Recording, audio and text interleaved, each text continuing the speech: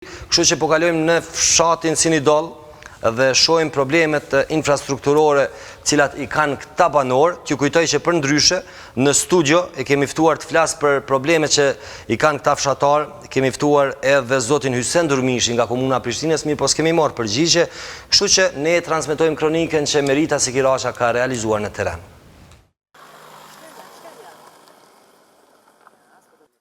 Ky është Sinidolli i Prishtinës, por kjo rrugë në këtë gjendje kaq të keqe nuk i ngjan as pak ndonjë rrugë të kryeqytetit.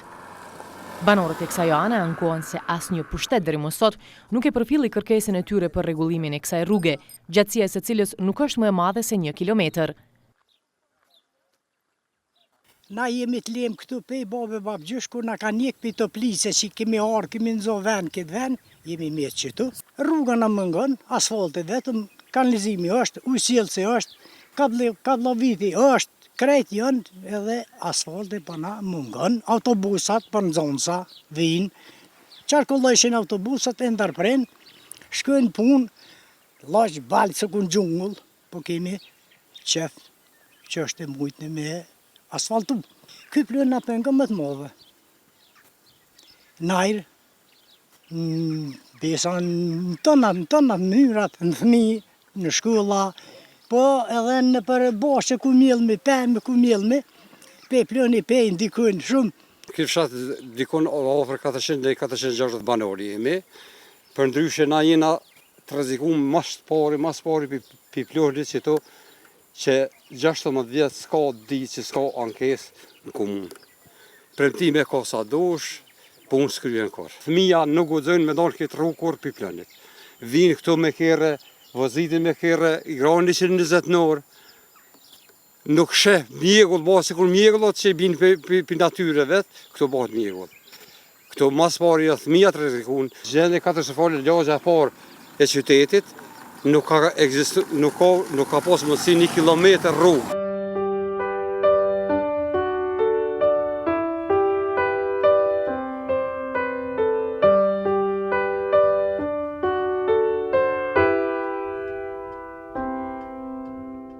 Nevzat Pestisha thot ndonë se janë pagues të rregull të tatimeve, ata nuk përfituan shërbime të mira, edhe ujësjellësi dhe kanalizimi në këtë vend nuk janë bërë si duhet.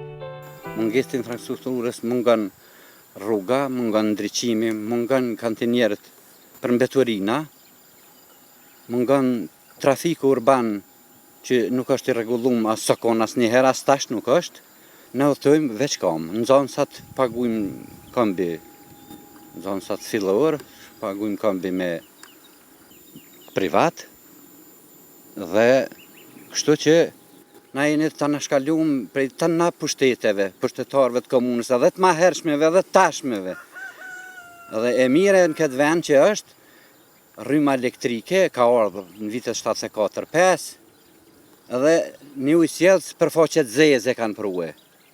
Tu participue ka 50 euro, 60 euro, a ardhë qysh ardhë, që thëjnë këta të vjetrit me qyk të zërit, pagus të regull të kontributeve jemi, edhe tash të ujësjellësit edhe të me gjithë se s'meritojnë me bo pagesa komunarve tunë. Se për 150 vjetë me 3 kamiona zhavër me mbulu veten, po premtime kemi pas gjithë herë. Jo veç tash, kemi pas edhe para 5 vjetë, 4 vjetë, edhe tash kena, besim jo hup. Mungesa e kontejnerëve bën që banorët t'i hedhin mbeturinat në mes të fshatit, mbeturina këto të cilat çdo ditë u rrezikojnë shëndetin.